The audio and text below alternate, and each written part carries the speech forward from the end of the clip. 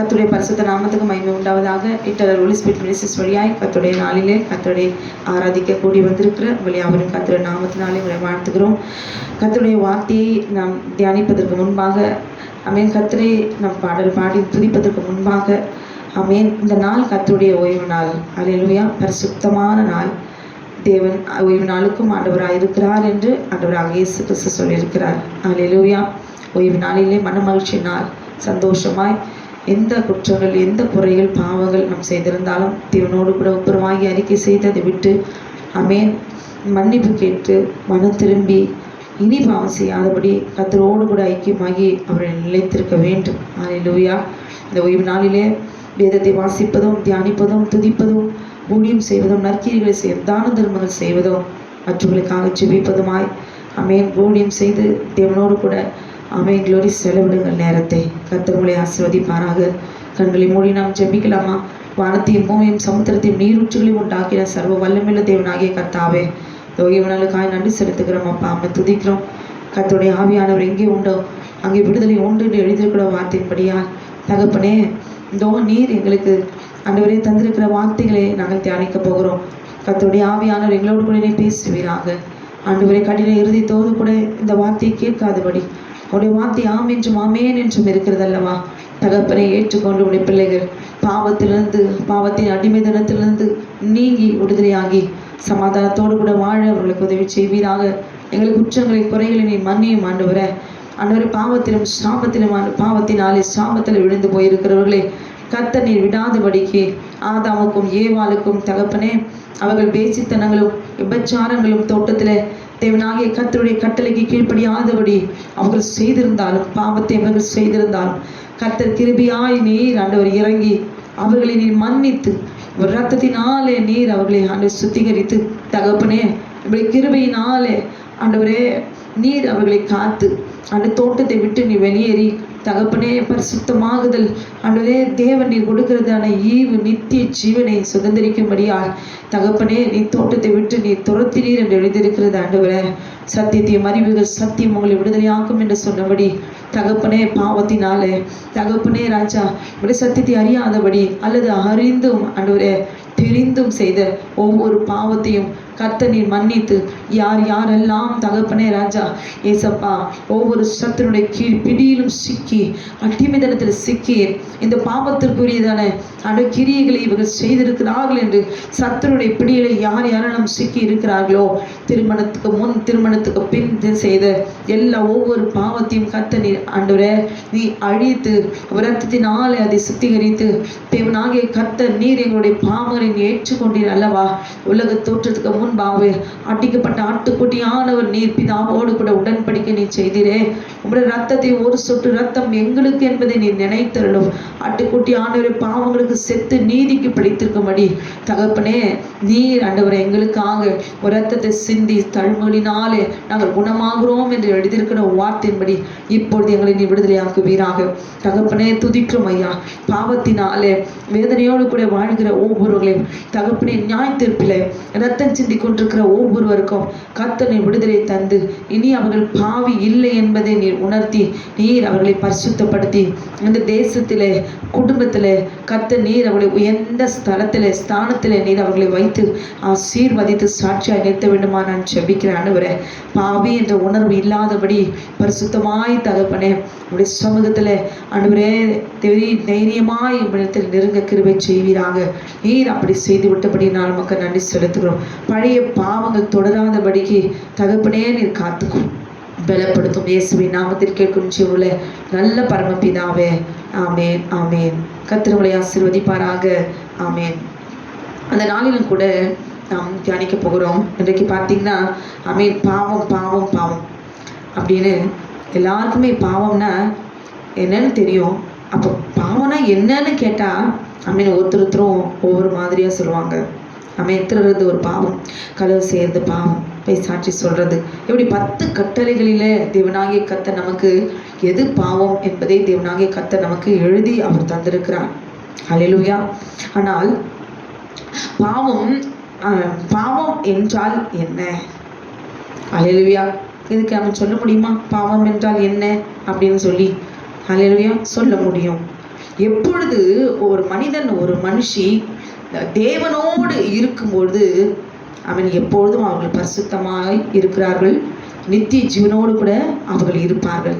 எப்போ ஒரு மனுஷன் ஒரு மனுஷி தேவனை இழந்து விடு போகும்போது அவன் பாவியாகிறான், அவன் பாவியான மனுஷியாய் மாறி போகிறான். கர்த்தர் நம்மிடத்துல இருக்கும்பொழுது மட்டும்தான் இவர்கள் தேவ மனுஷன் தேவ மனுஷி அப்படின்னு சொல்றோம். ஒரு மனுஷன் தேவனை இழந்து போனால், அல்லேலூயா, தேவனை நாம் எதனாலே நாம் இழந்து போகிறோம்? தேவனுடைய கட்டளைக்கு கீழ்ப்படியாத போது நாம் என்ன செய்கிறோம்? பாவத்துக்கு தள்ளப்படுகிறோம். அது நிமித்தமாய் தேவனை விட்டு பிரிகிற சூழ்நிலை, தேவனை விட்டு நாம் இழந்து போகிற நிலை நமக்கு உண்டாகிறது. இப்போ பார்த்தீங்கன்னா ஐயோ பாவம், ஐயோ பரிதாபம் அப்படின்னு வருதில்லை. ஐயோ பாவம், அவங்க அம்மா இறந்துட்டாங்க, அவங்க அப்பா செத்துட்டாங்க, கடன் பிரச்சனை, அது மாத்திரம் இல்லை, இவங்களுக்கு இந்த வியாதி வந்துடுச்சு, ஐயோ பரிதாபம், அவங்க நிலைமையே ரொம்ப பாவம், அவங்க உண்மையாக அவங்க பாவமாக செஞ்சாங்க, ஐயோ பரிதாபம். அப்போ ஏதோ ஒன்று இழந்து போகிற ஒரு சூழ்நிலைக்கு தள்ளப்படும் பொழுது அது பாவம் என்ற வார்த்தையாய் நம்ம சொல்லுகிறோம் இல்லைங்களா? அப்போ தேவனை இழக்கிற ஒரு நிலையில நாம் இருப்பது தான் க்ளோரி பாவம். அந்த பாவத்தை எழுந்து போகிற எதனாலே நாம் தேவனை எழுந்து போகிறோமோ, இந்த பாவத்தினாலே, ஒரு வேசித்தன விபச்சார பாவத்தினாலே நாம் செய்யும் பொழுது தேவனை நாம் கண்டிப்பாக நாம் இழந்து போகிறோம். அப்போ அந்த பாவத்துக்கு நாம் அடிமையாக இருக்கும் பொழுது, அது பாவம், இது நாம் செய்வது பாவம் அப்படின்ற உணராத போது, அந்த பாவத்தை நாம் திரும்ப செய்யும் பொழுது, அந்த பாவத்தை நாம் விரும்பும் போது, தேவன் நம்மோடு கூட இல்லைன்னா கூட பரவாயில்ல, ஆனால் இந்த பாவம் எனக்கு பிடிச்சிருக்கு, இந்த பாவம் எனக்கு வேணும் அப்படின்னு நம்ம அதை கண்டினியூ பண்ணும்போது, அந்த பாவத்தை நாம் செய்யும்போது பாவியான மனுஷன் என்று சொல்லி அழைக்கப்படுகிறோம். ஹல்லேலூயா, ஹல்லேலூயா. அப்ப ஏதோ ஒன்று இழந்து போகிற, தேவனை விட்டு இழந்து போகிற ஒரு நிலைதான் பாவம் என்று சொல்லப்படுகிறது. ஹல்லேலூயா. பாவம் என்று எப்படி சொல்லுகிறீங்க அப்படின்னு நீங்க கேட்டீங்கன்னா, நான் இல்லை, வேதத்துல சொல்லப்பட்டிருக்குது. ரோமர் 3வது அதிகாரம் 23வது வசனத்துல, எல்லாரும் பாவம் செய்து தேவ மகிமை அற்றவர்களாகி. எல்லாரும் பாவம் செய்துனா என்ன அர்த்தம்? ஹல்லேலூயா, க்ளோரி. எல்லாரும் பாவம் செய்து தேவ மகிமை அற்றவர்களாகி அப்படின்னா, க்ளோரி. இன்னைக்கு வரைக்கும் இப்ப பிறக்க போகிற எல்லா பிள்ளைகளும் ஜெனரேஷன் பார்த்தீங்கன்னா கூட, ஹல்லேலூயா, இப்ப பிறக்க போகிற எல்லா பிள்ளைகளும் பாவத்துல தான் பிறந்துதான் ஆகணும். ரோமர் 3வது அதிகாரம் 25வது வசனம், தேவன் பொறுமையாயிருந்த முற்காலத்தில் நடந்த பாவங்களை தாம் பொறுத்து கொண்டதை குறித்து. ஹல்லேலூயா. தேவன் பொறுமையாயிருந்த முற்காலத்திலே நடந்த பாவங்களை. என்ன முற்காலத்திலே என்ன நடந்த பாவம்? முற்காலத்திலே நடந்த பாவம்னா என்ன? முதலாவது நாம் பார்க்கும் பொழுது, முற்காலத்தில் எப்படியோ ஒரு பாவம் நடந்திருக்குது. அது பாவம். அது என்ன பாவம்? ஆண்டவர் சொல்றாரு, அந்த பாவத்தை நடந்த போது பிதாவாகிய தேவன் பொறுமையோடு கூட இருந்தாராம், பொறுத்து கொண்டாராம். ஹல்லேலூயா. இப்போ தாவீது பத்சேபாளோடு கூட விபச்சார பாவத்துல செய்யும் போது தேவன் எப்படி இருந்திருப்பாரு? அப்படியே பொறுத்து கொண்டாராம். அங்க தேவன் நினைச்சா அடினா அடிச்சிருக்கலாம், ஒன்று இருக்கலாம், அங்கேயே சரித்தை ஏதோ ஒன்று பாருங்க, அப்படியே சரியான ஒரு வாதம் கை கால் எடுத்துக்கிட்டு அப்படியே படுத்து படுக்கையாக இருக்கிறாங்க. இப்ப தாவீதுக்கு அப்படி செஞ்சிருக்கலாம். அப்ப தேவன் அவர் எப்படிப்பட்டவர் என்பதை நிரூபிச்சிருக்கலாம். சிம்சோன் பாருங்க, வேசியுடைய மடியில படுத்து கிடக்கும் பொழுது அவன் அங்கேயே அபிஷேகம் பண்ணப்பட்டவர், அவன் அப்படியே அடிச்சிருக்கலாம் ஆவியானவர், இல்ல பொண்ணு கூட போட்டிருக்கலாம். அப்படியே பொறுத்துக்கிட்டாரு, அமைதியா இருக்கு, என்னதான் நடக்குது. ஆபிரகாம் பாருங்க, மனைவி சொல்றா போய் ஆகார மறுமணம் செஞ்சுக்கிறாரு, அங்கேயும் ஆண்டவர் அமைதியா தான் இருக்கிறாரு. தேவ ஜனம் தேவனுடைய கட்டளைக்கு கீழ்ப்படியாத போது நடக்கும்போது அவர் செய்கிற பாவங்களை தேவனாகி கர்த்தர் அங்க அமைதியை பொறுத்து இருக்கிறார். சில நேரத்தில் படிக்கும்போது ரொம்ப கஷ்டமாக, அந்த நேரத்தில் ஆண்டவர் ஒரு வார்த்தையோ இல்லை ஏதோ ஒரு தண்டனையை கொடுத்துருந்தா நல்லா நடக்காம இருந்திருந்தா நல்லா இருக்குமே அப்படின்னு. ஆனா அங்க தேவன் என்ன எதிர்பார்க்கிறாருன்னா, நான் கொடுத்த கட்டளைக்கு கீழ்ப்படுகிறார்களா? எந்த ஒரு மனுஷன் தேவனுடைய வார்த்தைக்கு கட்டளைக்கு கீழ்ப்படுகிறார்களோ அவர்கள் பாவத்துல சீக்கிரமாய் விழமாட்டார்கள். எல்லாருக்கும் கட்டளைன்னா என்னன்னு தெரியுமா? தெரியாது. அவங்க ஏன் மனசாட்சிக்கு இது பொய் சொல்லக்கூடாது, இவங்க பொய் சொல்றாங்க. இப்ப பாத்தீங்கன்னா பொய் சொல்றவங்க பொய் சொல்லாதவங்க இவங்க பொய்காரி அப்படின்னு சொல்றாங்க. மனசாட்சியே இல்லாம நம்ம ஒண்ணு நல்லா சொல்லியிருப்போம், ஆனா நம்மளை குறிச்சு பின்னால மற்றவங்களோட கூட பொய்யா சொல்லியிருப்பாங்க, சாட்சி சொல்லியிருப்பாங்க. இப்படி சொன்னா அப்படி சொன்னா அப்படி சொன்னா அப்படின்னு பொய்யான வார்த்தையை சொல்லி ஒரு நல்ல ஆத்மா கெடுத்து போடுகிற க்ளோரி எவ்வளவு விதவிதமான பாவங்கள். ஹல்லேலூயா. அப்ப தேவன் அவர் காப்பாற்றுகிற தேவன் தான். ஆனால் தாம் தெரிந்து கொள்கிற என் ஜனம் என் பிள்ளைங்கன்னு சொல்லி அவர் எதிர்பார்க்கும் பொழுது தேவனுடைய அவர்கள் எனக்கு கீழ்ப்படுகிறார்களா, இல்ல அவங்க சுயத்துக்கு ஏன் விருப்பம் ஏன் இஷ்டம் நான் எனக்கு பிடிச்சிருக்குது அப்படின்னு அவங்க விருப்பத்துக்கு சுயத்துக்கு அவங்க மதிக்கிறாங்களா, அவங்க போக்குல போறாங்களா? தேவன் விட்டு கொடுக்கிறார், பார்க்கிறார். எப்போதும் பயந்திருக்கிறவன் பாக்கியவான். ஹல்லேலூயா. யார் எதுக்கு? பாம்பு பள்ளி பார்த்தா பயப்படல, எப்ப பார்த்தாலும் பயம். அந்த பயம் இல்லை. தேவனுடைய வார்த்தைக்கு எந்த ஒரு காரியத்திலும் ஒரு சின்ன பயம், தேவனுக்கு விரோதமா இல்லை, தேவனை மீறி எந்த ஒரு காரியத்தை நம்ம செய்துடுவோம் செய்யக்கூடாது பார்த்து பார்த்து ஒரு பயம். தேவனோடு கூட அவருக்கு பிரியமாய் அவருடைய வழியில நடக்கிறோம் அப்படின்ற ஒரு பயம் நமக்குள்ள எப்பவுமே இருக்கிறவங்க சீக்கிரத்துல இடறி விழவே மாட்டாங்க. நீங்க தப்பா எடுத்துக்காதீங்க. தேவனுடைய கட்டளைகள் தெரியாம தான் இன்னைக்கு நிறைய பேருடைய வாழ்க்கை சீரழிந்து போயிருக்கிறது. இதை கேட்டுக்கொண்டிருக்க அருமையான சகோதரியை தங்கச்சி தம்பி யாரா இருந்தாலும் சரி, திருமணத்துக்கு முன்பு திருமணத்துக்கு பின்பு யாருடைய வாழ்க்கை, எல்லாருடைய வாழ்க்கை சந்தோஷமாய் கணவனோடு இல்ல மனைவியோடு, ஹல்லேலூயா, இல்ல ஆசைப்பட்ட பெண்ணோடு கூட, இல்ல நம்ம விரும்பின கணவனோடு கூட இந்த வாழ்க்கை நல்லபடியா அமைஞ்சிருக்கிறதா? நீ வெளியே தெரியாவிட்டாலும் வீட்டுக்குள்ள ஒரே வேதனை. ஹல்லேலூயா. காரணம் என்ன? எல்லாவற்றுக்கும் ஒரே ஒன்றுதான். தேவனுடைய கட்டளை இன்னதென்று அறியாத போது அந்த பாவத்துக்கு அடிமையாகி காலமெல்லாம் வாழ்க்கையே நாசமாய் போகிறது. ஹல்லேலூயா. தேவனுடைய கட்டளைகளை அறிந்து வாழ்க்கை திரையோடு கூட சந்தோஷமாய் வாழ முடியாமல் வேதனையோடு கூட வாழ்க்கை வாழ்ந்தே போகிறது. காரணம் என்ன? தேவனுடைய கட்டளைக்கு நாம் கீழ்ப்படியாததினாலே. தேவனுடைய கட்டளைக்கு அன்றைக்கு ஆதாமும் ஏவாளும் கீழ்ப்படிந்திருந்தால் பாவம் உள்ளே பிரவேசித்திருக்காது.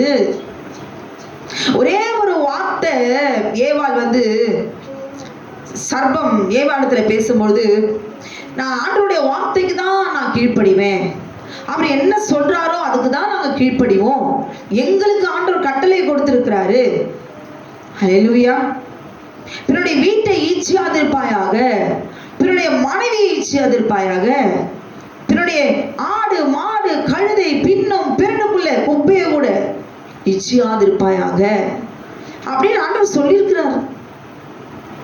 க்ளோரி.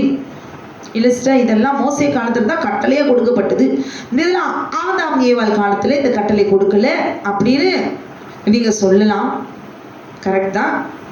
இந்த 10 கட்டளையும் இந்த ஒரு கட்டளையில அடங்கி இருக்கிறது. அது பிரித்து பிரித்து பிரித்து ஹல்லேலூயா பார்க்கும் போதுதான் ஆண்டவர் எவ்வளவு அழகா அந்த கட்டளை நமக்கு கொடுத்திருக்கிற, நம்ம தவறிட்டோம் அப்படின்னு நமக்கு புரியும். ஆனா சொல்றாரு, ஏதேன் தோட்டத்தில் நடந்த பாவத்தை அவர் அப்படியே பொறுத்து கொண்டார். இப்ப பாருங்க, கிரிக்கெட் விளையாடுறாங்க, ஆடும்போது ஒவ்வொரு பிளேயர்ஸும் எப்படி விளையாடுறாங்க. நம்ம இங்க உட்காந்துக்கிட்டு என்ன பண்ணுவாங்க, இப்படி போடு, கிட்ட வந்துருச்சு, அப்படி 4 6 இப்படிலாம் உட்காந்து அப்படியே அந்த எமோஷன்ல நம்மளே என்ன செய்யறோம், அப்படி இப்படி வரணும் அப்படி வரணும் அப்படி வரணும், நம்மளும் அது கூடவே சேர்ந்து அப்படியே போயிட்டு இருக்கிறோம். அப்படியே 6 அடிச்ச உடனே நம்ம அறியாம ஆட்டோமேட்டிக்கா கைத்தட்டி என்ன செய்யறோம், ஒரு சந்தோஷத்தை வெளிப்படுத்துறோம். அப்ப ஏவாள் சர்ப்பத்தினிடத்துல போய் பேசும் பொழுது ஆண்டவர் என்ன, அவருக்கு எதுவுமே தெரியாதா? ஆண்டவருக்கு எதுவுமே தெரியாதா? ஆதாமும் ஏவாளும் பாவம் செய்வாங்களும் தெரியாதா? ஏவாள் சர்ப்பத்தினிடத்துல போய் முதல் நாள் பேசும் பொழுது ஆண்டவருக்கு தெரியாதா? என்ன பேசுறாங்கன்னு தெரியாதா? இவள் தினம் தினம் சர்ப்பம் இவளை வஞ்சித்து கொண்டிருக்கிறான் கர்த்தருக்கு தெரியாதா? தெரியுமில்ல. கிட்ட நெருங்கும் போது தெரியாதா? ஹல்லேலூயா. இது கண்களுக்கு ஆமென் அவன் சொல்றல்ல, இது பார்வைக்கு இன்பமும் ஆமென் புத்தியை தெளிவிக்கிறதுக்கு இச்சிக்கப்படத்தக்க. அழகா இருக்குது, ஆசையா இருக்கு, அது வாங்கணும், இதை சாப்பிடணும், இல்லை அதை தொடணும், இல்லை புசிக்கணும். இதெல்லாம் ஆண்டவருக்கு தெரியாதா? எல்லாமே தெரியும். ஆண்டவர் சுயத்துக்கு விட்டு கொடுக்கிறா. இந்த மனுஷன் மனுஷி அமைக்க இவர்களுக்கு நான் கட்டளையை கொடுக்கிறேன், ஆனால் இவர்கள் எதை விரும்புகிறார்கள் என்கிறதான விருப்பத்தை சாய்ஸ் அவர் கொடுக்கிறார். இவங்க பார்க்கலாம் இதுதான் செய்யறாங்கன்ட்டு. அப்ப தேவனாகிய கர்த்தர் அடித்து நீ செய்யக்கூடாது செய்யக்கூடாது செய்யக்கூடாதுன்னு அடித்து கட்டளையா கூட வச்சு ஆண்டவர் மனுஷனை நித்திய ஜீவனோடு கூட வச்சிருக்க முடியும். அவருக்கு சகல அதிகாரம் உண்டு. ஆனா அதுல அழகில்லை. இன்னைக்கு ஆதி ஆகத்திலிருந்து வெளிப்படுத்தல வரைக்கும் விசேஷம் வரைக்கும் தேவனுடைய வார்த்தைகள் இருக்குது. ஆனா ஒவ்வொருவரும் என்ன சொல்றாங்க? இன்னைக்கு நிறைய சபைகள், நிறைய போதனைகள் எல்லாரும் ஒரே மாதிரியா பிரசங்கிக்கிறார்கள். ஓய்வு நாளை அழித்து விட்டார். ஓய்வு நாள் அது இஸ்ரவேலருக்கு, அது நமக்கல்ல. சில பேர் நியாய பிரமாணத்தையே அவர் அழிச்சிட்டாரு. நியாய பிரமாணத்தை அழிக்கிறதுக்கு தான் இயேசு கிறிஸ்து வந்தாரு. இப்படி நிறைய தேவனுடைய வார்த்தைகளை புரட்டி போட்டு அதை அழித்து மறுத்து மறுதளித்து பேசுகிற வார்த்தைகள் இன்றைக்கு எவ்வளோ இருக்குது இல்லையா? ஆனாலும் நமக்குள்ள இருக்கிற அபிஷேகம், ஆவியானவர் இது சரி இது தவறு அப்படின்னு உணர்ந்து அவர் நடக்கிற பாதையில நம்மளை திருத்தி நடத்துகிற அளவுக்கு கர்த்தர் தேவனை அறிகிற அறிவினால நம்மை நடத்தி மற்ற சத்தியத்துல ஆமென் போய்விடாதபடிக்கு, வஞ்சித்து விடாதபடிக்கு கர்த்தர் நம்மை நல்ல மேய்ப்பனா இருந்து நம்மை அவர் நடத்துகிறார். ஹல்லேலூயா. தேவனோடு கூட ஓய்ந்திருக்கும் போது பரிசுத்தமாய் தேவனோடு கூட உறவாடி வாழ்ந்த இவருடைய வாழ்க்கை தேவனை இழந்து போகிற சூழ்நிலைக்கு தள்ளப்படுகிறது. ஆமென். இந்த நிலைக்கு தான் பாவம். ஆண்டவர் பொறுமையா இருக்கிறாரு. இன்னும் கொஞ்ச நேரத்துல ஏவாள் தன்னையே இழந்து போக போறா. இன்னும் சர்ப்பம் கிட்ட நெருங்கிட்டான். ஆல்மோஸ்ட் எல்லாம் அப்படியே வசீகரிச்சுட்டான். அவன் முழுசும் ஆக்கவே பண்ணிட்டான். அவன் வார்த்தையினால நிரம்பி போச்சு. தேவனுடைய கட்டளைக்கு இதுவரைக்கும் கீழ்ப்படித்த இவர்கள் இப்ப நம்மளே பக்கத்து வீட்டுக்காரர் பேச பேச, இல்லை உறவினர்கள் பேச பேச, நம்ம கூட இருக்கிறவங்களே நமக்கு மாந்திரிகம் பில்லி சுனியம் செஞ்சுட்டு நம்ம கூடவே இருந்து நமக்கு ஒத்தாசை செய்கிறது போல, உதவி செய்கிறது போல கூடவே இருந்துட்டு உள்ள வரவங்களே நம்ம குழி பறிக்கிறாங்க, கூட இருக்கிறவங்களே நம்மளை அழிக்க பார்க்குறாங்க. இப்படிலாத உலகம். கணவன் மனைவிக்கு விரோதமாய், மனைவி கணவனுக்கு விரோதமாய், சொந்த குடும்பமே அவளுக்கு விரோதமாய், இன்னைக்கு யாரையுமே நம்ப முடியல. அந்த அளவுக்கு சர்ப்பம் ஒரு தேவனுடைய மனுஷனை வஞ்சிப்பதற்கு எதை வேணாலும் அவன் விளைகரியமாய் அவன் கொடுப்பான், செய்வான். ஹல்லேலூயா. மூன்றாவது வசனத்துல பார்க்கும்போது ஏசாயா 43:27 உன் ஆதி தகப்பன் பாவம் செய்தான், உன் முன்னின்று பேசுகிறவர்களும் எனக்கு விரோதமாய் துரோகம் பண்ணினார்கள். ஹல்லேலூயா. உன் ஆதி தகப்பன் பாவம் செய்தான் அப்படின்னா என்ன? எல்லாரும் தேவ மகிமையற்றவர்களாகி, ஹல்லேலூயா. அது மாத்திரமல்ல, தேவன் பொறுமையாயிருந்த முற்காலத்தில் நடந்த பாவங்கள், உன் ஆதி தகப்பன் பாவம் செய்தான். இதெல்லாம் எதை குறிக்குது? அப்ப இது பாவம்னா என்ன? தேவனை இழந்து போகிற நிலைதான் பாவம். அந்த பாவத்திலேயே அவங்க இருக்கும் பொழுது அவர்கள் பாவி என்று சொல்லப்படுகிறார்கள். ஹல்லேலூயா. இதெல்லாம் கரெக்டு தான். ஆனா இந்த பாவம்னா அக்யூரேட்டா எதுதான் பாவம்? ஹல்லேலூயா. ஒரே ஒன்றுதான். ஆதியாகமம் 2வது அதிகாரம் 7வது வசனத்துல தேவனாகிய கர்த்தர் மனுஷனை பூமியின் மண்ணினாலே உருவாக்கி ஜீவ சுவாசத்தை அவன் நாசியிலே ஊதினார். மனுஷன் ஜீவாத்துவமானான். ஜீவாத்துமா, அவன் ஆத்துமா அழிந்து போகாது. ஏனென்றால் அவருடைய ஆவி உள்ள இருக்கும் பொழுது, ஹல்லேலூயா, அவருடைய ஆத்துமா அழியாத ஆத்துமாவா தான் இருக்கும். ஹல்லேலூயா. அவருடைய ஆவி உள்ள வரும்போது, இன்னைக்கு பரிசுத்த ஆவியானவர் யாரை தொடுகிறாரோ அந்த மனுஷன் மாம்சமான மனுஷனா இருக்க மாட்டான், மாம்ச சிந்தியோடு கூட இருக்க மாட்டான். தான் சொந்தமா என்ன நினைக்குதோ அதை செய்யணும்னு நினைக்க மாட்டாங்க. ஹல்லேலூயா. அந்த அபிஷேகமற்ற மனுஷி என்ன செய்வாங்க? ஹல்லேலூயா. தேவனுக்கு விரோதமாய் நாம் நடக்கக்கூடாது. ஆவியானவர் அவளை நடத்துவார். மாம்சமான காரியங்களை ஆமென் க்ளோரி சரீர பிரகமாய் உடனே துணிகரமாய் செய்வதற்கு அவருக்கு மனசு வராது. அவளை ஆத்துமா இடம் கொடுக்காது. அல்லேலூயா. ஆமென். ஆதியாகமம் 2வது அதிகாரம் 15வது வசனத்துல தேவனாகிய கர்த்தர் ஆதாம் இடத்துல ஆமென் சொல்றார். தேவனாகிய கர்த்தர் மனுஷனை ஆமென் ஏதேன் தோட்டத்தில் அழைத்து கொண்டு வந்து அதை பண்படுத்தும் காக்கும் வைத்தார் என்று சொல்லி நாம் பார்க்கிறோம்.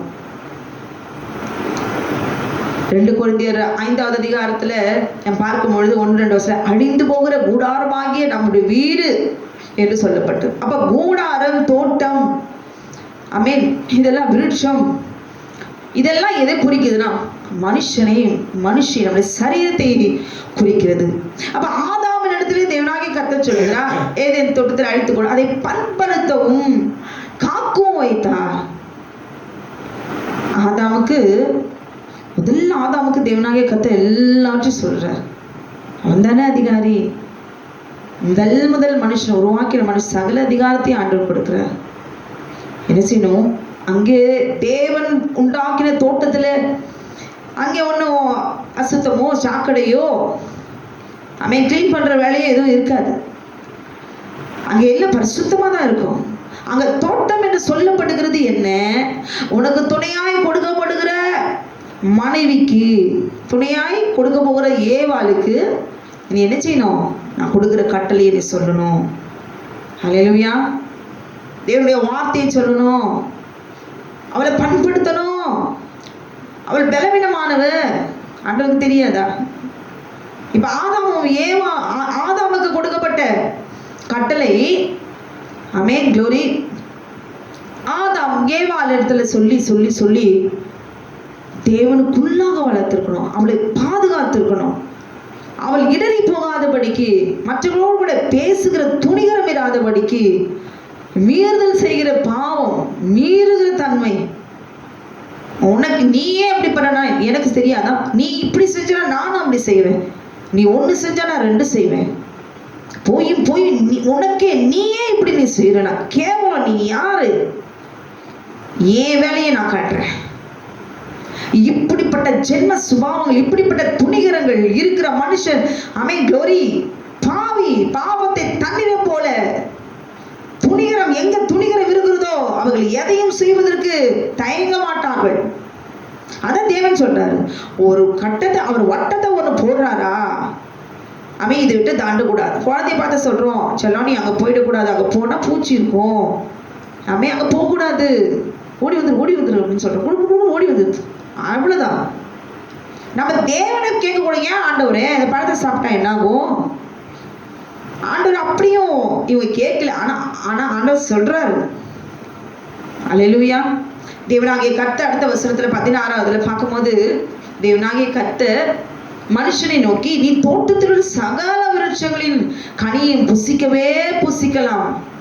ஹல்லேலூயா. ஆனாலும் நன்மை தீமை அறியத்தக்க விருட்சத்தின் கனியை புசிக்க வேண்டாம். அதை நீ புசிக்கும் நாளிலே சாகவே சாவாய் என்று கட்டளையிட்டார்.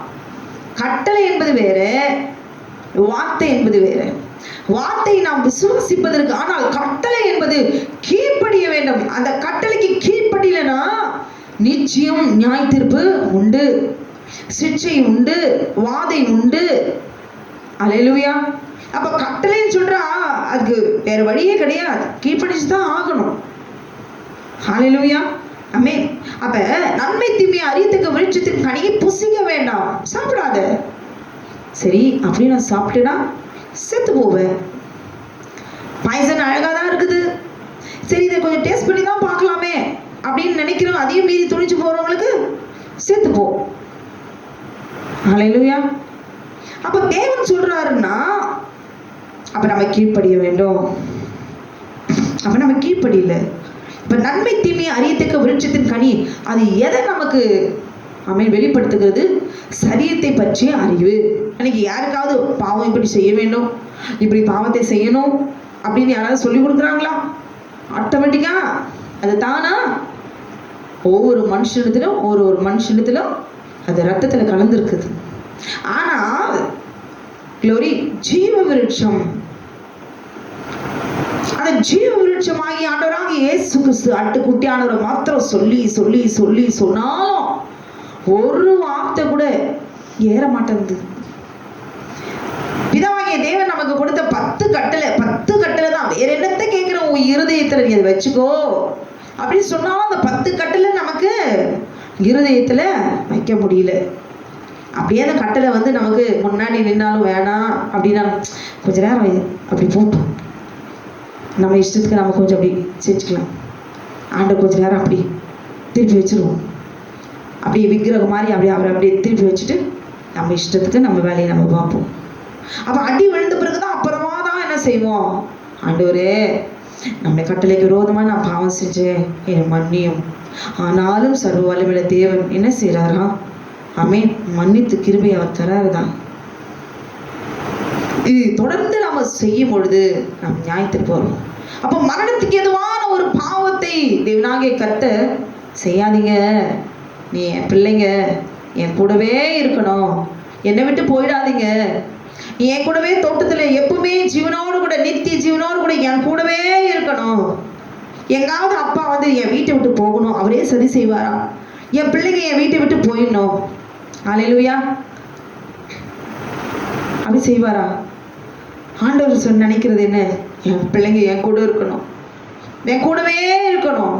நான் உருவாக்கின என் பிள்ளைங்க என் கண் முன்னால என் கூட தினந்தனும் பேசணும், உறவாடணும் அப்படின்னு தானே ஆண்டவர் ஆசைப்படுவாரு. ஆனால் ஆசைப்பட்டதும் இல்லாம பிள்ளைங்களை பார்த்து, ஆதாமை பார்த்து சொல்றாரு, அவன் புசிக்க வேண்டாம், புசிக்கும் நாளிலே சாகவே சாவீர்கள் என்று சொல்லி. அப்போ தோட்டத்துல பார்க்கும் பொழுது இங்கே ஆதாமனுடைய விலா எலும்பு எடுத்து தானே ஏவாளை உருவாக்குறான். அப்ப ஆதாமும் ஏவாளும் 2 பேருடைய சரீரமும் ஒரே சரீரம். புரிஞ்சுக்கிட்டீங்களா? இப்போ ஆதாமனுடைய சரீரத்திலிருந்து ஏவாளை உருவாக்கப்பட்டபடினாலே இது வேறு மாம்சம் அல்ல. அல்லேலூயா. ஆதாமும் ஏவாளும் ஒரே மாம்சமாய், ஒரே எலும்பும், இவள் எலும்பில் எலும்பும் என் மாம்சத்தில் மாம்சமாய் இருக்கிறாள் என்று தேவனுக்கு முன்பாக தீர்க்க தரிசனம் சொன்னோன்னு இந்த ஆதாம்.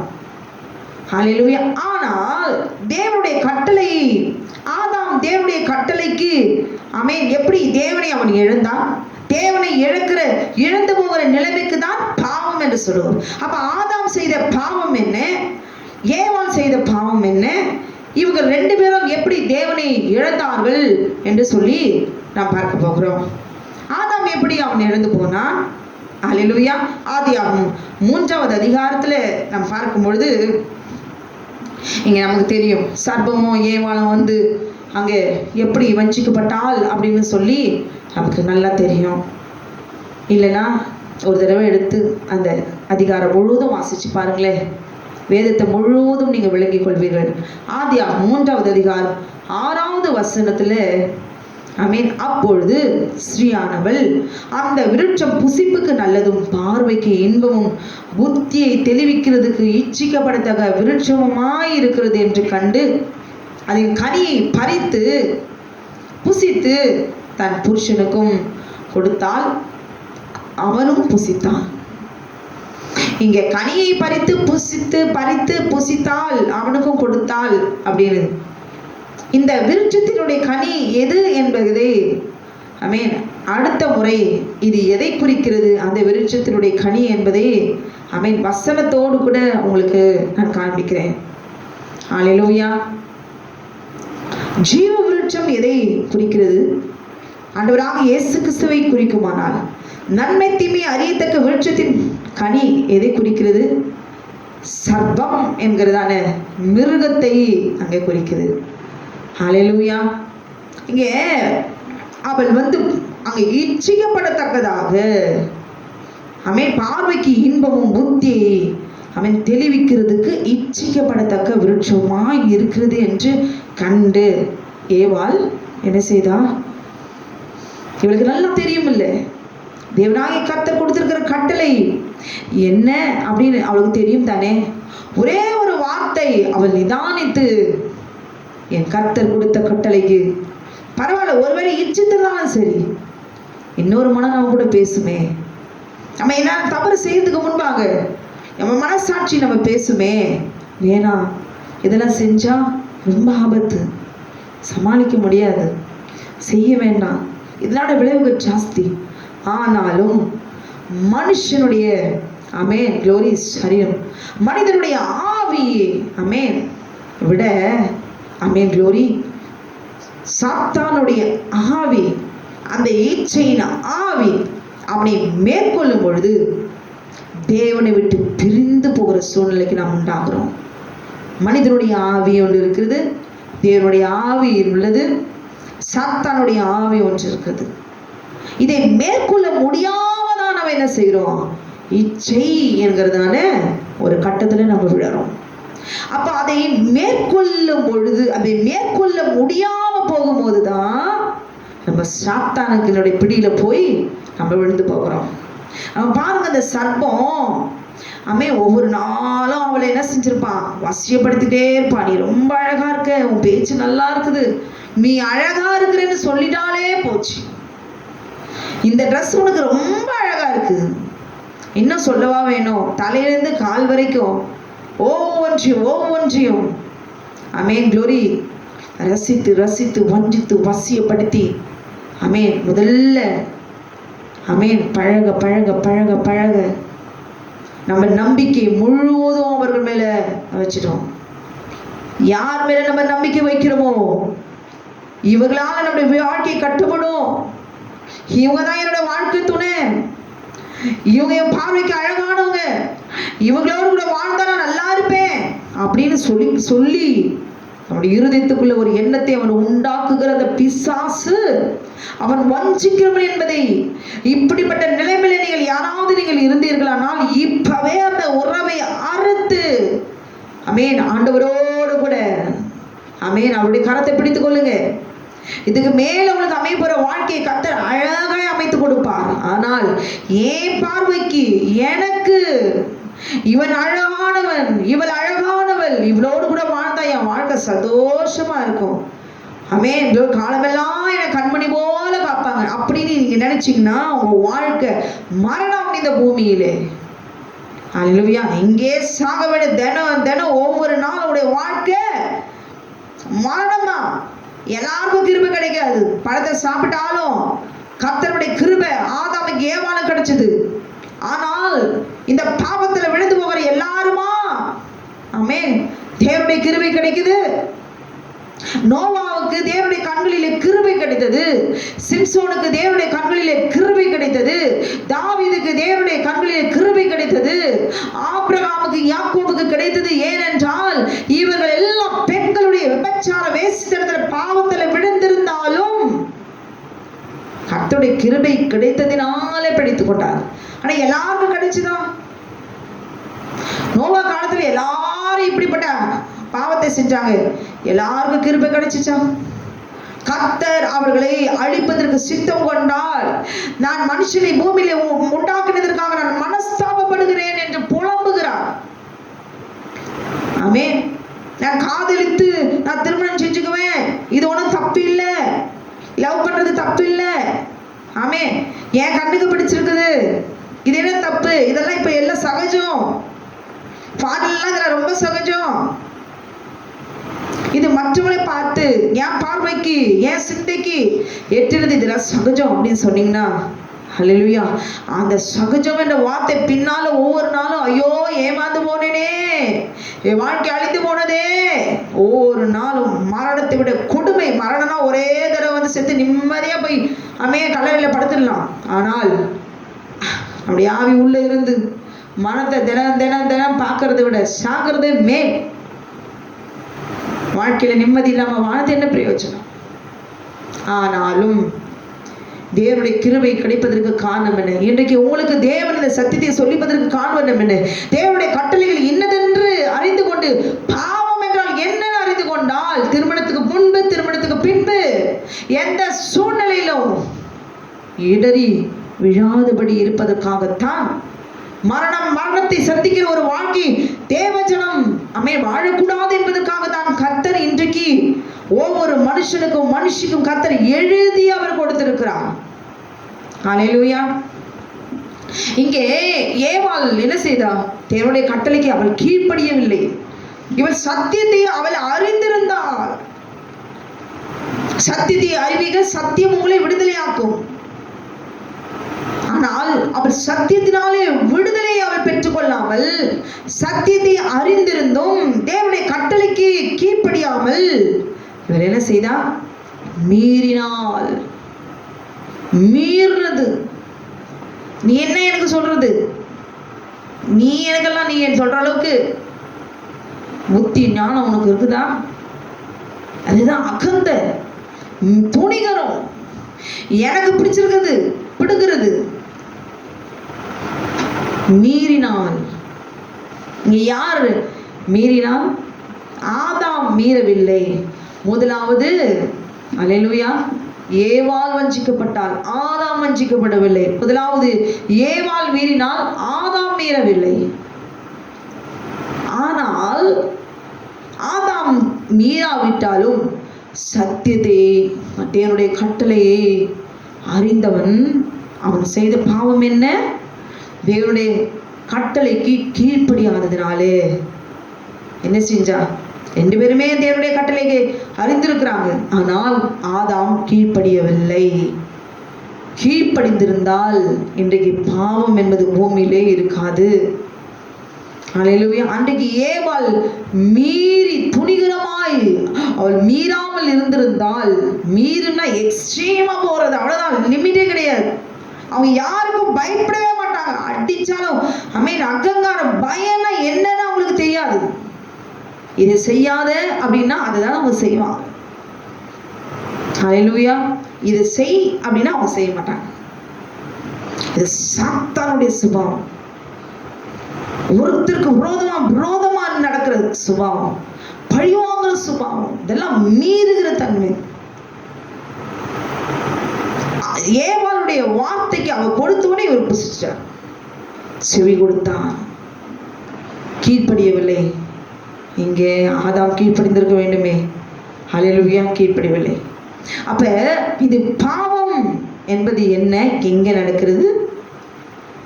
தேவனுடைய கட்டளைக்கு நாம் கீழ்ப்படியாமல் போகும்போது அது பாவமாய் மாற்றப்படுகிறது. பாவத்தில் நாம் விழுகிறோம். ஹல்லேலூயா. அப்ப பாவம் என்பது என்ன? முதலாவது பாவம் நம்முடைய சிந்தையில எழும்புவது. நம்முடைய எப்பதான் சுத்தமா செஞ்சுட்டு இருப்பாங்க, அசிங்கமான ஆபாசமான படத்தெல்லாம் பார்த்துட்டு அதை குறிச்சு அவங்க எண்ணமெல்லாம் அப்படியே அந்த அக்கிரமத்திலேயே ஓடுறது, சினிமா பார்க்கறது, அதை குறிச்சு அந்த நினைவுகளிலே வாழ்றது. ஹல்லேலூயா. அசுத்தமான எண்ணங்கள், அக்கிரம சிந்தைகள், இதெல்லாம் தான் இந்த சிந்தையோடு கூட அது லிங்க் ஆயிருக்கும். அவங்களுக்கு நல்ல எண்ணமே இருக்காது. எப்ப பார்த்தாலும் வேசித்தனங்களும் அசுத்தங்களும் இப்படியே அவங்களுக்கு என்ன ஓடிட்டே இருக்கும். அவங்க வாயில வர வார்த்தைலாம் அசுசியான வார்த்தைகள், இப்படிதான் பேசிட்டு இருப்பாங்க. அவங்க சிந்தையில இருக்குது, வாயை திறந்த உடனே அப்படியே வேசித்தனமான வார்த்தைகள், வேசித்தனமான கெட்ட வார்த்தைகள் வாயில் அப்படி சிந்தையில் இருக்கிறது. உடனே டக்குன்னு ஏதோ ஒரு நியாயத்தை கேட்ட அசிங்கமான விகாரமான வார்த்தைகளை பேசுறது. சிந்தை அப்படி வெளிப்பட்டு வார்த்தையாய் வெளியே வருது. ஹல்லேலூயா. பாவம் என்பது இந்த சிந்தையிலே மட்டும் இல்லை, இருதயத்தோடு கூட சிந்தையோடு கூட ரெண்டும் சம்பந்தப்பட்டது. பீரோல எப்படி நம்ம பணம் வச்சிருக்கிறோமோ, அதை தேவைப்படும் போது நம்ம அதை எப்படி எடுக்கிறோமோ, ரெண்டுமே லிங்க் கனெக்ஷன் உண்டு. அப்ப அந்த இருதயத்துக்குள்ளாக க்ளோரி இந்த பாவம் சம்பந்தப்பட்டது. இந்த இருதயத்துக்குள்ள எப்பவுமே பாவம் அப்படியே மூட்டை கட்டி வச்சிருக்கும், அப்படியே ஸ்டோர் பண்ணி உள்ள அப்படியே நிரம்பி இருக்கும். அது அப்படியே என்னாகுமா, சிந்தையோடு கூட கனெக்ட் ஆகும். ஆல்ரெடி அந்த பாவம் உள்ள இருதயத்துக்குள்ள இருக்கும், ஸ்டோர் ஆயிருக்கும். அது இப்ப நம்ம ஒரு ஆபாசமான ஒரு படத்தை நம்ம பார்க்கும்பொழுது அப்படியே இருதயத்துக்குள்ளாகிறது சிந்தையோடு கூட அது அப்படியே யோசிச்சு யோசிச்சு என்னங்க இருதயத்துக்குள்ளாருந்து அப்படியே சிந்தை வழியாய் அது என்ன செய்யும், செயல் வழியாய் செய்ய வைத்து பாவத்தை ஆமென் க்ளோரி வெளியரங்கமாய் அதை நிரூபிச்சு காட்டும். ஹல்லேலூயா. மத்தேயு 5ஆம் அதிகாரம் 28 ஆண்டவராக இயேசு கிறிஸ்து சொல்லியிருக்கார், ஒரு பெண்ணை இச்சையோடு பார்க்கிற எவனும் அவளோடு கூட தன் இருதயத்திலே விபச்சாரம் செய்தாயிற்று. அப்படியானால் இன்றைக்கு சினிமா பார்த்துட்டு எத்தனை பெண்களோடு கூட ஆபாசமாய் அடுக்கிற அந்த பெண்கள் அறகுறை ட்ரெஸ்ஸோடு கூட அந்த படத்தை பார்த்து விட்டு அதை போலவே நாமளும் வாழ்கிற வாழ்க்கை, அந்த டான்ஸ், நடனம், காட்சிகள், இதையே அதோடு கூட நம்ம சிந்தை அதை லைத்து இருதயத்திலே அந்த பாவத்தை அப்படியே சேகரித்து வைத்து சமயமும் சூழ்நிலையும் நேரமும் கிடைத்த மாத்திரத்தில் சிந்தையில் அதை குயிக்கா செயல்பட்டு அதை செய்யும்படியாய் தன் சரீரத்தை கட்டவிழ்த்து விட்டு சரீரம் என்கிற வாசலை நாம் திறந்து கொடுக்கும் பொழுது சிந்தித்த அந்த பாவம் ஆமென் க்ளோரி உள்ளே நுழைந்து ஆமென் க்ளோரி அதை நம்முடைய சரீரத்தின் வழியாக இதை செயல்பட வைக்கும். யாரு? சாத்தான். இதுதான் பாவம். ஹல்லேலூயா. இந்த பாவம் எங்க இருக்கும்? முதலாவது மத்தேயு 15ஆம் அதிகாரம் 19ஆவது வசனத்துல இருதயத்திலிருந்து பொல்லாத சிந்தனைகளும் கொலை பாதகங்களும் விபச்சாரங்களும் வேசித்தனங்களும் களவுகளும் பொய் சாட்சிகளும் தூஷணங்களும் புறப்பட்டு வரும். அப்ப இது இருதயமும் சிந்தையும் ஒன்று கொண்டு கனெக்ஷன் உண்டு. இது எப்பவுமே இது உள்ள இருக்கும். எப்பெல்லாம் தேவையோ நம்ம அமைதியா இருப்போம், தேவையில்லாத ஒரு சிந்தை வரும். நம்ம பைபிள் படிப்போம், அந்த வார்த்தையில இல்லாதபடிக்கு வேற ஏதாவது ஒண்ணு வரும். அப்ப இதை வச்சுட்டு நம்ம அதோடு கூட அப்படியே போயிட்டு இருப்போம். கனெக்ஷன் அப்படியே போயிட்டே இருக்கும், லிங்க் போயிட்டே இருக்கும். இப்ப எங்கே உன்னை நிப்பாட்டி இதை செய், அது நல்லா இருக்குல்ல, அது செய்யலாம், உடனே அது இதை விட்டுட்டாங்க. எங்கோ ஒன்று இடத்துல நம்ம பலவீனப்படுத்தி அந்த பாவத்தை அவன் செய்ய வைப்பான். ஹல்லேலூயா. இதுதான் இவைகள் தான் மனுஷனை தீட்டுப்படுத்தும் என்று சொல்லி தேவனாகிய கர்த்தர் அவர் சொல்லுகிறார். அப்ப பாவம் என்பது என்ன? இதெல்லாம் பாவம் என்பதால் என்ன? பாவம் எங்க இருக்குது, இது எங்கிருந்து வருது, இதெல்லாம் நம்ம பார்த்துட்டோம். ஆனா பாவம் எப்பொழுது இது வெளியரங்கமானது? எது பாவம்? எந்த இடத்துல அது வெளியரங்கமானது? ஏதேன் தோட்டத்திலே, தேவன் உருவாக்கின தோட்டத்திலே. ஹல்லேலூயா. பாவம் வெளிப்படுமானால் இன்றைக்கு நம்ம தோட்டம் சுத்தமாக இருக்கிறதா? ஹல்லேலூயா. நம்ம அந்த கட்டளை நாம் இருதயம் இப்போதாவது நாம் ஏற்றுக்கொண்டிருக்கிறோமா? ஏற்றுக்கொள்கிற இருதயம் நமக்கு இருக்கிறதா? இன்றைக்கு நாம் தேவனை விட்டு எழுந்து போன சூழ்நிலையில நாம் இருக்கிறோமா? பாவ நிலையில நாம் இருக்கிறோமா? நாம் பாவி என்று நிலையில நாம் இருக்கிறோமா? இது பாவம் என்று அறிகிற அறிவினால நாம் நிரப்பப்பட்டிருக்கிறோமா? நாம் பரிசுத்தமாக வேண்டும், தேவனை நான் ஒரு நாளும் இழந்து போய்விடக் கூடாது என்கிறதான ஒரு எண்ணத்தோடு கூட நாம் இருக்கிறோமா? அதுக்கு தான் தேவனாகிய கர்த்தர் நமக்கு கட்டளை கொடுத்திருக்கிறார்.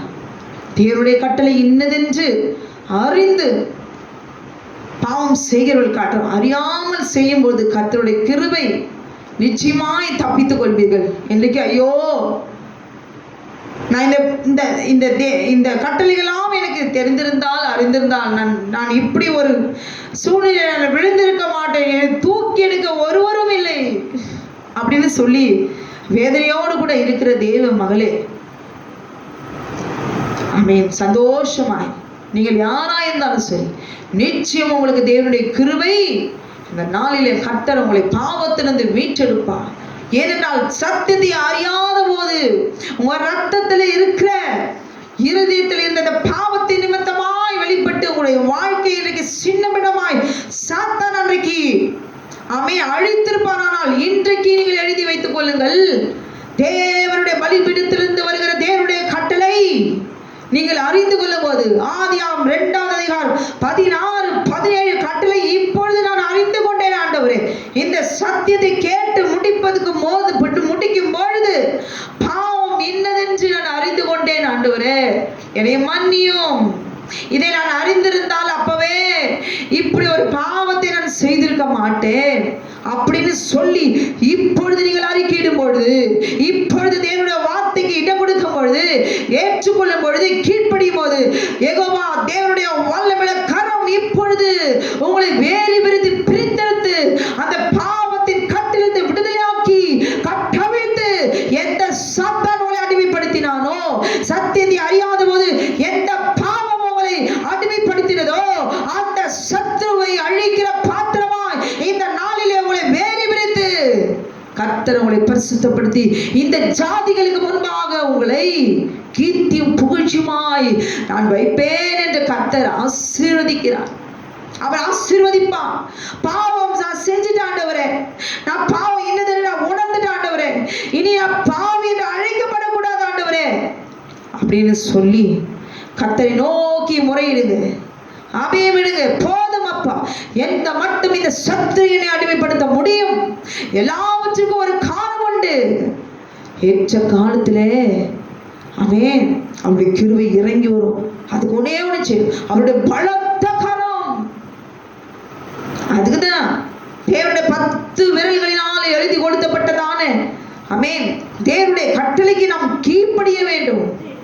அப்ப நம்ம அடங்கி இருக்கும் பொழுது அவருடைய கரம் எழும். இங்க என்ன கரம்? பலத்த கரம். எந்த ஜாதி உன்னை விழ பண்ணினதோ அந்த ஜாதி பிசாசை அழிக்க அவருடைய வல்லமையில பலத்த கரம் இறங்கி வந்து அந்த சர்ப்பத்தின் தலையை நசுக்கிறவர் மீண்டும் நம்மை சத்தியத்தை அறியாத போது விழப்படின அந்த சர்ப்பத்தை இப்பொழுது சத்தியத்தை அறிய வைத்து கீழ்ப்படிய வைத்து அதை நசுக்கி போட்டு அவர் இரத்தத்தினாலே உங்களையும் என்னையும் அவர் மீட்டு கொண்டு சாட்சியாய் அவர் நிறுத்த வல்லமையுள்ளவராக இருக்கிறார். அல்லேலூயா. ஆமென். நிச்சயம் அவர் உங்களுக்கு செய்வார். ஆமென். நம்முடைய ஆண்டவர் மனுஷனை போற அல்ல, உனக்கு நான் இதை செய்யறேன் அப்படின்னு சொல்லி ஏமாத்திட்டு போக மாட்டான். அவன் சொன்னதை செய்யும் அளவுக்கும் நான் உன்னை விட்டு விலகுவதும் இல்லை, உன்னை கைவிடுவதும் இல்லை என்று வாக்கு கொடுக்கிற தேவன். நான் கர்த்தர், நான் மாறாதவர் ஆகியால் யாக்கோபின் புத்திரராகிய நீங்கள் நிர்மூலமாகவில்லை அப்படின்னு வாக்கு கொடுத்திருக்கிறாரே. ஹல்லேலூயா. அவருடைய பலத்த கரம் இறங்கி வரும், நிச்சயமாய் இறங்கி வரும். ஆதியாகமம் 3வது அதிகாரம் பார்க்கும் பொழுது பாவம் எப்பொழுது அதுல வெளியரங்கமானது? சர்ப்பம்னா பாம்பு பாம்பு பாம்பு அப்படி இல்லை. சர்ப்பம் என்பது மிருகம். அவன் நடமாடுகிறவனாய் மனிதனை போல ரொம்ப கவர்ச்சிகரமாய் அழகானவனாய் பேசும் திறமையுடையவனாய் தேவனாகிய கர்த்தர் தோட்டத்திலே அந்த மிருகத்தை அவர் வைத்திருந்தார். ஹல்லேலூயா. அது பேசி பேசி பேசி எந்த மிருகமாவது பேசி இருக்குதா? இந்த சர்ப்பம் என்கிற மிருகம் மாத்திரம் அவன் தந்திரம் உள்ளதா இருந்தது. இது ஏவாளோட கூட பேசி பேசி பேசி தேவன் வந்து அவன் என்ன சொல், தேவனாகிய கர்த்தர் உண்டாக்கின சகல காட்டு ஜீவன்களை பார்க்கலாம் சர்ப்பமானது தந்திரம் உள்ளதா இருந்தது. அது ஸ்திரீயை நோக்கி எந்த மிருகமாவது பேசிச்சு அப்படின்னு பார்க்கிறோமா? இல்லை. அது ஸ்திரீயை நோக்கி நீங்கள் தோட்டத்தில் உள்ள சகல விருட்சத்தின் கனியை புசிக்க வேண்டாம் என்று தேவன் சொன்னது உண்டோ என்றது. என்ன அழகா போட்டு வாங்குறாங்க. சொன்னாரா? சொன்னது உண்டோ? இது என்ன சொல்லிச்சு கரெக்டா? ஆமென். ஸ்ரீ சர்ப்பத்தை பார்த்து நாங்கள் தோட்டத்தில் உள்ள விருட்சங்களின் கனிகளை புசிக்கலாம், ஆனாலும் தோட்டத்தின் கரெக்டா சொல்றா என்ன அப்படின்ட்டு, தோட்டத்தின் நடுவில் இருக்கிற விருட்சத்தின் கனியை குறித்து தேவன் நீங்கள் சாகாதபடிக்கு நீங்கள் புசிக்கவும் அதை தொடவும் வேண்டாம் என்று சொன்னார் என்றால் சொல்லலாமா? ஏன்னா இவன் சொல்றானா, அவன் பேசி பேசி மயக்கி மயக்கி வஞ்சித்து வஞ்சித்து ஒவ்வொரு நாளும் அவன் யாருமே ஒருத்தர் ஹாய்னா உடனே ஹாய், அடுத்து அப்படியே நெக்ஸ்ட் பேச மாட்டாங்க. ஹல்லேலூயா. ஒரு ஹாய்ட்டாலே போதும், அடுத்த நாள் ஆமென் க்ளோரி, அடுத்த ஒரு வார்த்தை. அப்படி கொஞ்சம் கொஞ்சம் போக அது தெரியுமே. நம்ம கண் முன்னாடிலாம் ரொம்ப நல்ல போல் அப்படியே ஆக்ட் பண்ணுறது, ஆமென், அப்படியே பார்வை அவங்க மேலே படணுங்கிறதே நடக்கிறது, அவங்களே நம்பணுங்கிறதுக்காக சில அட்ராக்ஷன்லாம் பண்ணுறது, இந்த காரியம்லாம் நல்லா தெரியும் இல்லை ஆண்களுக்கு, பெண்களுக்கும் தெரியும் இல்லை. ஏமாற்றுகிற, வசீகரிக்கிற, வஞ்சிக்கிற, இனி வலையில விழுந்த உடனே ஆமென் க்ளோரி அடிமைப்படுத்தி, அடக்கி வைத்து, சிறையில வைத்து, துன்புறுத்தி, ஆமென், சித்திரவதை செய்கிறவன் சர்ப்பம், மிருகம். அவனுக்கு ஈவு இறக்கம் எதுவுமே கிடையாது. அல்லேலூயா. நான் அவன் நினைக்கிறத அடைஞ்சே தீருவான். அடைந்த பிறகு அவர்களை அடிமைப்படுத்துவான், துன்புறுத்துவான், ரத்தம் சிந்த வைப்பான். அவர்கள் ரத்தம் சிந்துகிறதை பார்த்து, அவர்களுடைய அவமானத்தை பார்த்து, கண்ணீரை நிந்தையும் பார்த்து, அவர்கள் பாடுள்ள வாழ்க்கையை பார்த்து கொக்கரித்து சிரித்து அவன் சிங்காசனத்தில் உட்கார்ந்து தேவ ஜனத்தை விழப்பண்ணினே. விழுந்துட்டா என் வலையில, இவன் விழுந்துட்டா என் வலையில. அவர்கள் படுகிற வேதனையை பார்த்து இவன் சந்தோஷமாயிருப்பான். அல்லேலூயா. தேவனுடைய பிள்ளைகள் ரொம்ப ஜாக்கிரதையா இருக்கணும். ஒருவேளை விழுந்து போனாலும் சரி, அல்லேலூயா, இல்லை விழுந்து போகிறது நீ இடம் கொடுத்தாலும் சரி, ஆமென், ஜாக்கிரதையா. இனி எப்படி அவனால வஞ்சிக்கப்பட்டிருந்தாலும் சரி, சர்வ வல்லமையுள்ள தேவனாகிய கர்த்தருடைய கட்டளைக்கு கீழ்ப்படியும் பொழுது, ஆமென், வஞ்சிக்கப்பட்டிருந்தாலும் சரி, வஞ்சிக்கப்பட நீங்கள் இடம் கொடுத்திருந்தாலும் சரி, கர்த்தர் அதிலிருந்து விடுவிப்பார். அவனுடைய முகத்திரை எப்படிப்பட்டது என்பதை காண்பித்து அவனுக்கு விரோதமாய் சவாலாய் உங்களை நிற்க வைப்பார். அந்த பாடுகளிலே உங்களை தேவனாகிய கர்த்தர் பலத்தோடு கூட எழுந்திருக்க வைப்பார். அவனை வெட்கப்படுத்துவார். உங்களை வைத்தே, நம்மை வைத்தே அவனை வெட்கப்படுத்துகிற நாள் ஒரு நாள் உண்டு என்பதை மறந்து விடாது. ஐயோ நான் இப்படி போயிட்டேனே, ஐயோ என்னை இப்படி, என்னோட வாழ்க்கை இப்படி ஆயிடுச்சு, என்னை இப்படிதான் வஞ்சித்தானே, என் வாழ்க்கை இன்னைக்கு சின்னபிடம் ஆயிடுச்சு, என்னை ஏமாற்றி காதலித்து திருமணம் செய்து இப்படி ஒரு வாழ்க்கை இப்படி பாடாம எத்தனை குடும்பங்கள், எத்தனை பெண்கள் இப்படி வேதனையோடு கண்ணீரோடு கூட வாழ்கிறாங்க. ஒரு சகோதரி குழந்தை இல்லைன்னு சொல்லி அவளை அடிச்சு துன்புறுத்தி அவளை டைவர்ஸ் பண்ணிட்டு வேறொரு பெண்ணை திருமணம் செஞ்சுக்கிட்டான். ஒரு ஆள் அவளை திருமணம் செஞ்சுக்கிட்டு அவளுக்கு குழந்தை இல்லை, அவளையும் அடிச்சுக்கிட்டு எத்தனை பேர் தான் அவன் திருமணம் செஞ்சுக்குவான். உனக்கு உனக்கு பிரச்சனை. முதல்ல புத்தியை வளர்த்துக்கிட்டு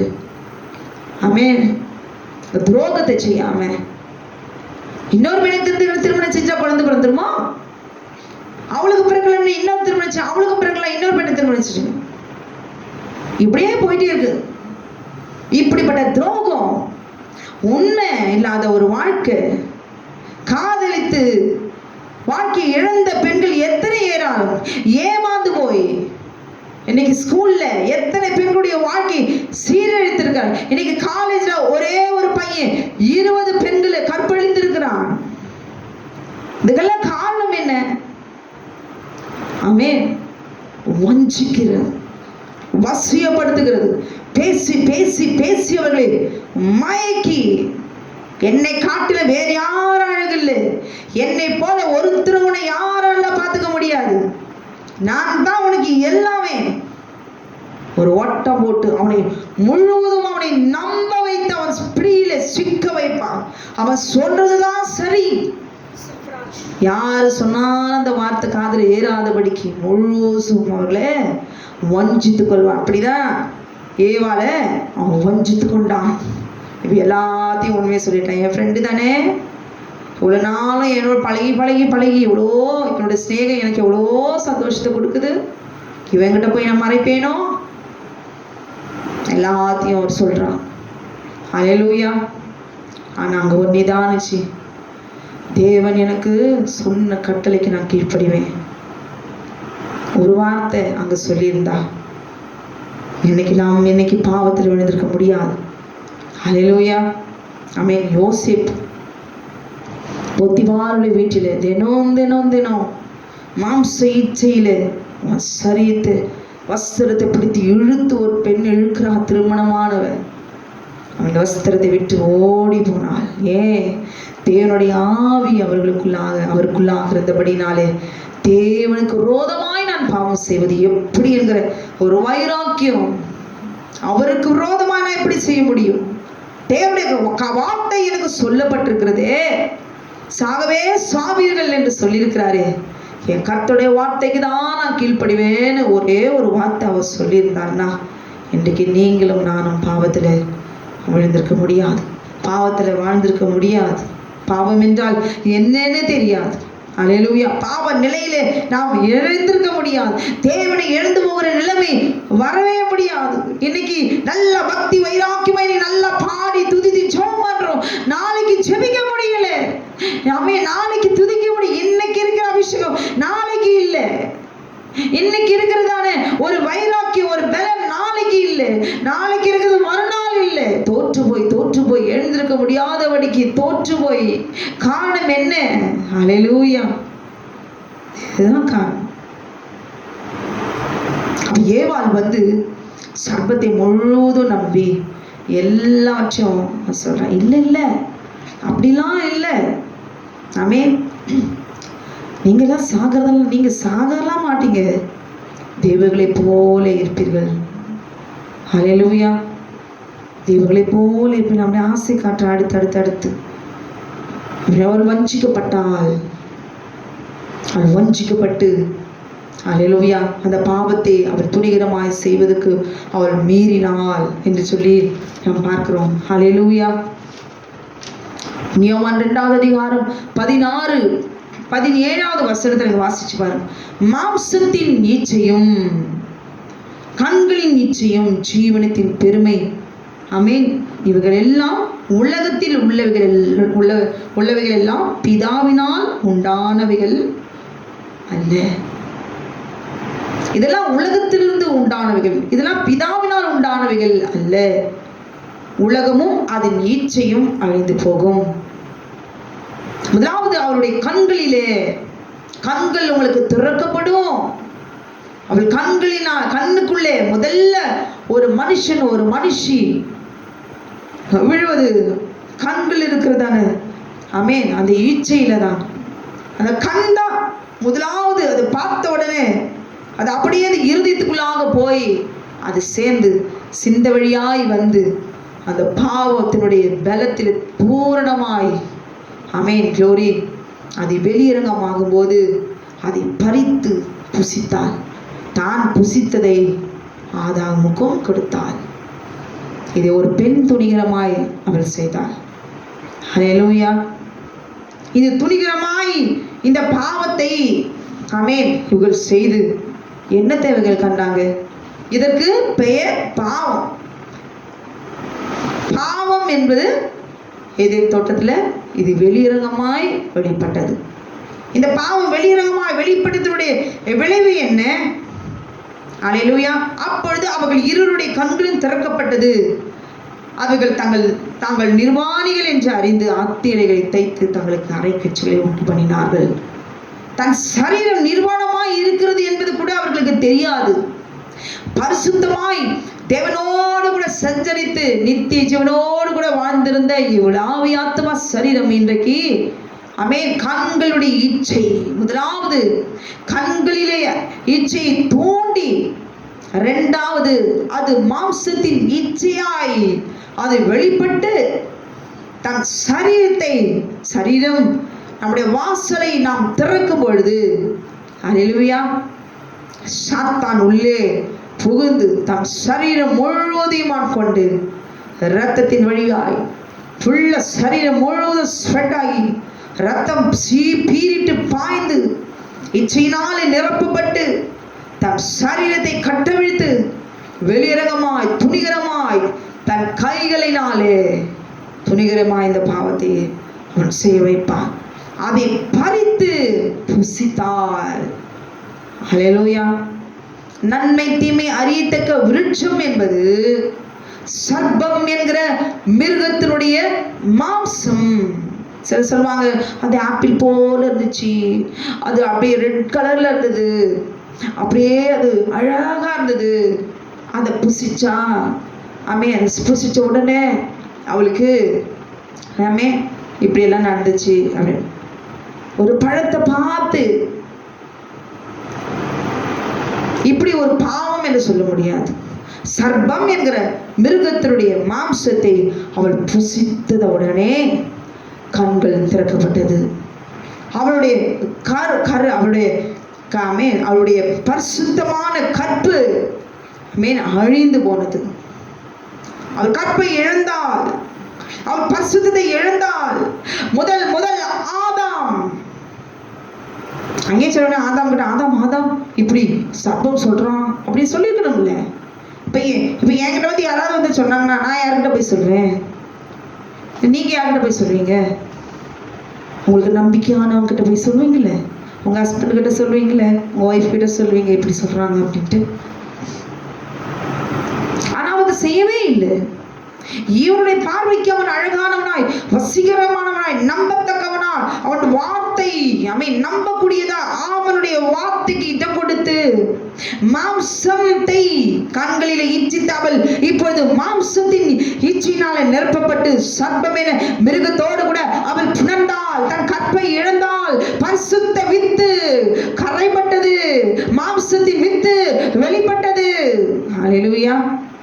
பாவம் வெளிப்பட்டது, கண்களினால ஏற்பட்ட இச்சை. அடுத்து என்ன வெளிப்படுகிறது? மாம்சத்தின் இச்சை. மாம்சத்தை இச்சை தான் என்னது? மாம்சத்தின் மீது வருகிற இச்சை தான் பாவம். பாவம் பாவம் அந்த மாம்சத்தினுடைய இச்சை. ஆமென், க்ளோரி. அது நாம் அடிமைப்படும் போது மாம்சத்தின் இச்சைக்கு எந்த ஒரு மனுஷன் அடங்கி போகிறானோ, ஆமென், க்ளோரி, அடிமையாய் போகிறானோ அவளை சத்ரு அடிமையாய் வைத்துக் கொள்ளுகிறான். ஹல்லேலூயா. அந்த பாவ நிலைக்கே அவளை வைத்து, அந்த பாவத்திலேயே அவர்களை விழ வைத்து, அந்த பாவத்தோடு கூடவே அவர்களை என்ன நடத்தி, ஹல்லேலூயா, அவனை ஒரு சிறை கைதியாய் அடிமை போல அவன் வைத்துக் கொள்ளுகிறான். ஹல்லேலூயா. அப்ப அந்த பாவம் என்கிறது என்ன? ஆமென், மாம்ச இச்சை. மாம்சத்தின் இச்சை திருமணத்துக்கு முன்பு, ஹல்லேலூயா, திருமணத்துக்கு முன்பு ஒரு ஆண் ஒரு பெண் சரீரத்திலே சேர்வது, உறவு கொள்வது, இது வேசித்தனம். இதுக்கு நிச்சயமாய் தண்டனை உண்டு. ஆதாமுக்கும் ஏவாளுக்கும் இவர்கள் இந்த மாம்ச இச்சையிலே விழுந்த பிறகு இவர்களுக்கு கிடைத்த தண்டனை என்ன தெரியுமா? நியாய தீர்ப்பு. ஒரு மனுஷன் மாம்ச இச்சையிலே விழும்போது பாவம் ஈக்குவல் டு மாம்ச இச்சை. பாவத்தின் சம்பளம் மரணம். பாவம்னா என்ன? பாவம்னா என்ன? பாவம்னா என்ன? பாவம் ஈக்குவல் டு என்ன? மாம்ச இச்சை. மாம்ச இச்சை என்னை பூர்ணப்படுத்துகிறது, மரணத்தை கொண்டு வருகிறது. பாவத்தின் சம்பளம் மரணம். தேவனுடைய 10 கட்டளைகளில் நாம் துணிகரமாய் சத்தியத்தை அறிந்து தேவனுடைய கட்டளைக்கு கீழ்ப்படியாமல் நடக்கிறவர்கள் திருமணத்துக்கு முன்போ திருமணத்துக்கு பின்போ நாம் நடக்கும் பொழுது ஆமென், க்ளோரி, நமக்கு நிச்சயம் நியாய தீர்ப்பு உண்டு. ஹல்லேலூயா. ஆதாம் ஏவாளும் இந்த மாம்ச இச்சை என்கிற பாவத்தில் விழுந்த பிறகு, ஹல்லேலூயா, அவங்களால ஒன்றும் செய்ய முடியாது. மாம்ச இச்சை ஒரு மனிதனுக்குள்ளாக மனுஷனுக்குள்ளாக வருதா, அவங்களால அது மேற்கொள்ள முடியாது. எதை வச்சு அவர்கள் மேற்கொள்ள முடியாது. அது அவர்களுக்கு அடிமையாய்தான் எந்த ஒரு மனுஷனும் போக முடியும். ஒரு இச்சை ஒரு மனிதனுக்குள்ளாக மனுஷனுக்குள்ளாக வந்துட்டா அவர்களால் அதை கண்ட்ரோல் பண்ண முடியாது. ஹல்லேலூயா. அவரால் கண்ட்ரோல் பண்ண முடியாது. அதை அவர்கள் என்ன செய்துதான் ஆகணும், வேற வழியே கிடையாது. சாத்தான் அந்த இச்சையை விளைவித்து அவர்களை பாவத்தை செய்ய வைத்து அவளை என்ன செய்யறான்? அவளை அடிமைப்படுத்துகிறான். இவன் பாவி என்ற பெயரை வாங்கி கொடுக்கிறான். இவன் பாவம் செய்தவன், என்று சொல்லி சாட்சி வைக்கிறான். பின்னால மறைந்திருந்து அவங்களுக்கு விரோதமாய் அவன் ஏவி விடுகிறதான காரியங்கள் இதுதான். இச்சையை ஏவி விட்டு, மாம்சத்தின் இச்சையை ஏவி விட்டு, பின்னால் இருந்து மறைந்திருந்த அந்த மனிதனை தேவனை விட்டு இழந்து போகிற நிலைமைக்கு தள்ளி, அவன் பாவி, அவன் தேவனை விட்டு விலகிட்டான். இவன் பாவம் செஞ்சுட்டாங்க, இவன் பாவம் செஞ்சுட்டான், தேவனோடு கூட இவள் இருக்க முடியாத நிலைமைக்கு நான் தள்ளிட்டேன் அப்படின்னு சொல்லி இவளை பாவத்தை செய்ய வைத்து இவளுக்கு ஒரு பெயரை சூட்ட வைக்கிறான். பாவி, நான் பாவி, நான் பாவி, நான் பாவி, பிரதான பாவின்னு பவுல் சொல்றார். அவளே சொல்றாரா, நம்ம எப்படி சொல்ல முடியும்? நானா பாவம் செஞ்சேன், நானா பாவி, நானா பாவி. பாவனா என்ன? நான் பாவமே செய்யல அப்படியே சத்தியம் பண்ண சொல்லுவான். நான் பாவமே செஞ்சதே இல்லை, பாவனா என்னன்னே எனக்கு தெரியாது. ஹல்லேலூயா. நம்ம பிறக்கும் போதே பாவத்துல தான் நம்ம பிறக்கிறோம். பிறப்பிலேயே பாவம் செய்கிறோம், பிறப்பிலேயே பாவத்துல பிறக்கிறோம், பிறந்த பிறகு பாவத்துல வாழுகிறோம். அப்ப நான் பாவமே செய்யல அப்படின்னு சொன்னா எது பாவம்? ஹல்லேலூயா. அப்ப சாத்தானுடைய தந்திரங்களை புரிந்து கொண்டு சாத்தானை மேற்கொள்வதற்கு, தப்பிக்கொள்வதற்கு தேவன் நமக்கு கொடுத்த கட்டளைகள் இன்னதென்று உணர்ந்து கொள்ள வேண்டும். பாவம் செஞ்சுட்டா நமக்கு தண்டனை தான், நியாயத்தீர்ப்பு தான். அது தப்பித்துக் கொள்ள கிருபையை தேவனாகிய கர்த்தர் அவரை நோக்கி கெஞ்சுகிறவர்களுக்கு, விண்ணப்பிக்கிறவர்களுக்கு இரக்கத்தை அவர் தருகிறார். இரக்கம்தான், கிருபை தான், விடுதல் இல்லை. ரத்தம் சிந்திக்கிட்டே ஒரு கிருபையோடு தான் வாழணும். நிம்மதியான தூக்கம் இருக்காது, நல்ல ஆகாரம் இருக்காது, நிம்மதியா படுத்துருங்க வீடு இருக்காது, வஸ்திரம் இருக்காது, சஞ்சலம் தவிப்பும் தான் கனியோடு கூட. அது எத்தனை சகோதரிகள், எத்தனை சகோதரர்கள் வாழ்க்கை இழந்து போய், என் மனைவி இப்படிப்பட்டவளா இருக்கிறார், என் கணவர் இப்படிப்பட்டவளா இருக்கிறாருன்னு சொல்லி ஒவ்வொரு குடும்பத்திலும் இன்னைக்கு எவ்வளோ வேதனை, கண்ணீர், துக்கமும் தான். ஹல்லேலூயா. ஏதேன்ல பார்த்தீங்கன்னா ஆதாமும் ஏவாளும்